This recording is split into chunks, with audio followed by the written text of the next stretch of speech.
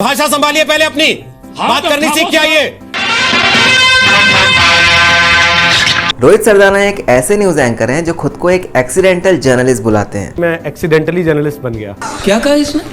क्या बोला ये? यानी कि पत्रकारिता में आना इनका सपना नहीं था, सपना तो कुछ और ही था। उस वक्त एक्टिंग का बहुत शौक था। सब लोग कहने लगे कि तुम अच्छे एक्टर हो। भाई साहब ये किस लाइन में आ गए आप? फिल्म लाइन में? नहीं मैं टिश्यू की बात कर रहा हूँ।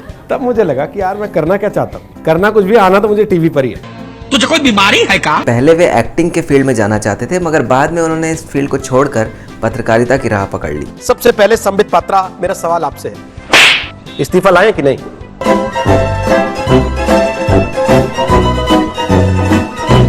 इस वीडियो में आपको रोहित सरदाना के कुछ ऐसे किस्से दिखाएंगे जिसे देखकर आपको लगेगा कि अच्छा हुआ रोहित सरदाना एक्टर नहीं एंकर बने। ऐसा इसलिए क्योंकि टीवी न्यूज में एंटरटेनमेंट का तड़का लगाने में रोहित सरदाना का अच्छा खासा योगदान है। मैं संबित भाई की बहुत ज्यादा इज्जत करता हूँ, बहुत ज्यादा इज्जत करता हूँ मैं उनकी, और आपसे बात से सहमत हूँ कि हमें भूतकाल आपने बहुत ज्यादा पे इतना जोर दिया, घबरा गए। नहीं, बहुत ज्यादा इज्जत करता हूँ और हमें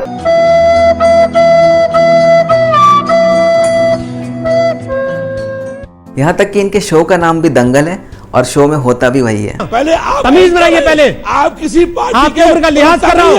आपको अगर आईना दिखा दिया तो मैं दलाल हो गया। आप किसकी दलाली करते हैं बैठकर? अपनी डिबेट्स के दौरान एक से एक हिंदी कहावतों का इस्तेमाल करके ये जनता को हंसा भी देते हैं। जनता समझ जाती है कि इनका ये है कि ना खेलब ना खेलन देव, गुच्ची में थूक देव, है ना?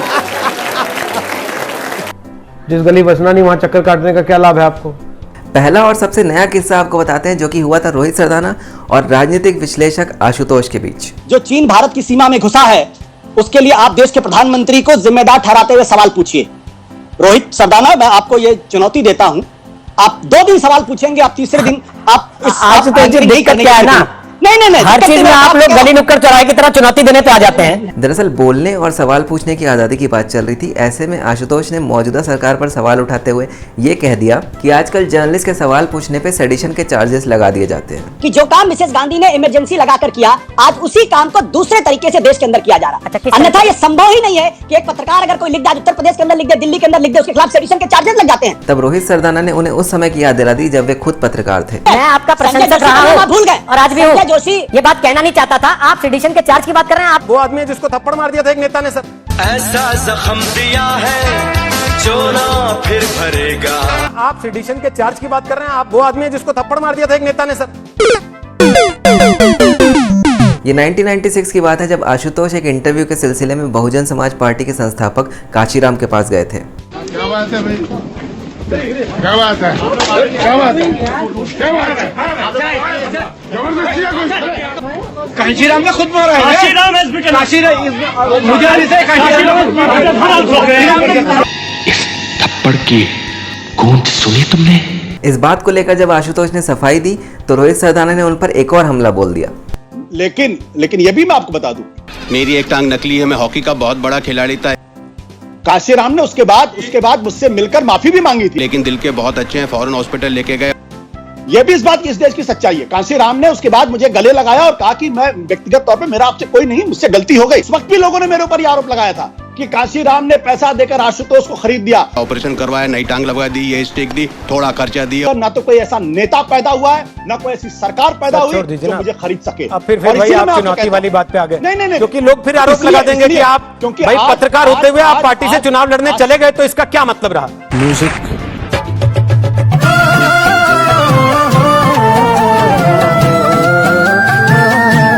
एनडीटीवी और उस चैनल के एंकर रवीश कुमार के साथ तो इनका 36 का आंकड़ा है और वे अक्सर उनके मजे लेते हुए नजर आ ही जाते हैं। एक बार लाइव चैट में उनसे एक यूजर ने इस मामले में एक सवाल किया था। जो वर्तमान में आपको एनडीटीवी से ऑफर आता है करोड़ों का, तो क्या करेंगे?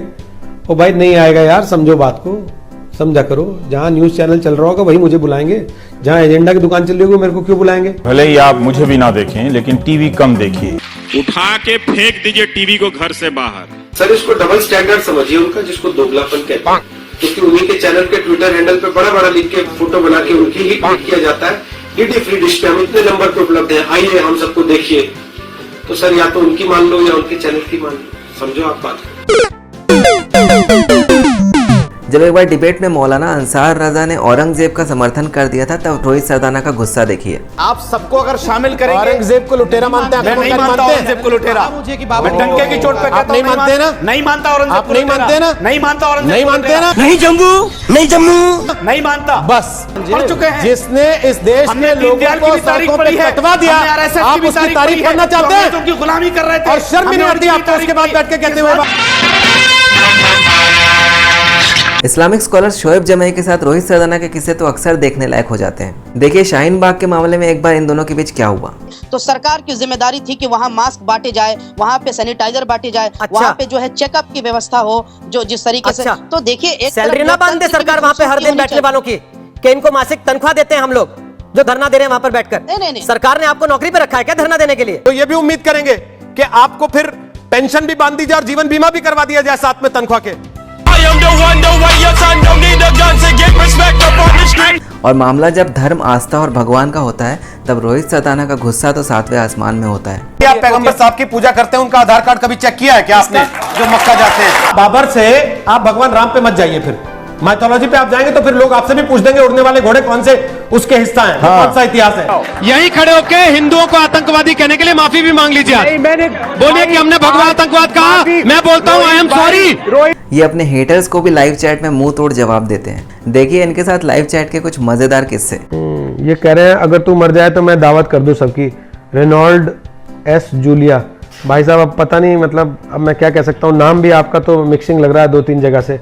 तो पहले अपना नाम पता तो ठीक से ले आओ, उसके बाद हमारे मरने के सपने देखना। बाकी तुम्हारे सपनों से मेरी उम्र बढ़ ही रही है, घट नहीं रही, चिंता मत करो।